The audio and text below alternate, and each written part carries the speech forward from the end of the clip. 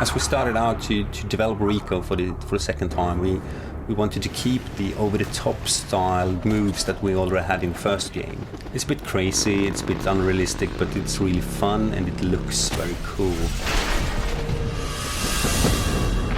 Just Cause 2 it's not realistic. We don't want it to be realistic. It's more like the laws of physics on drugs. Really, really, really fast-paced action. You're using stunts to get around quickly, you're using stunts in combat pretty much all the time. You can jump from vehicle to vehicle, you can climb around on the vehicles, you can steal one of their vehicles, drive alongside one of the other chasing vehicles, jump up to the roof, shoot their tire off. Maybe plant C4 on their roof, then jump to another vehicle and set it off.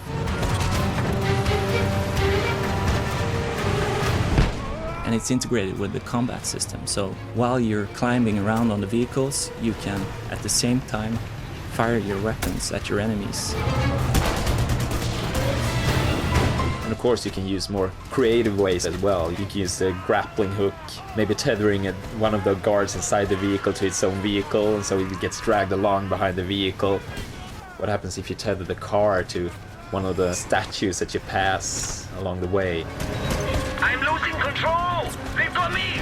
I'm going down! In total there are over 100 different vehicles in the game, and each of those have different handling characteristics. They're suited for different situations and different ground materials.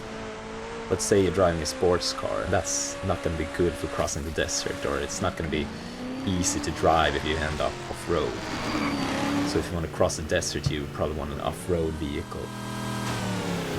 If you're driving on grass, you will feel one way. If you're driving on ice in the Arctic region, you will skid about rather much. And even the weather system is affecting this as well. So if it starts to rain, the tarmac on the roads will get a bit slippery, and the grass will be even more slippery. We have a quite advanced real-time damage and deform system for the vehicles. So you're going to see parts flying off in real time, you're going to see it deform in real time, and that also influences handling.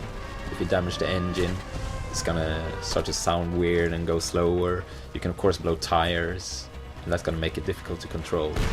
We want it to be over the top, we want it to be crazy, so you can do really, really stupid stuff here. You can drive faster, you can brake harder, you can accelerate faster than any real world car can.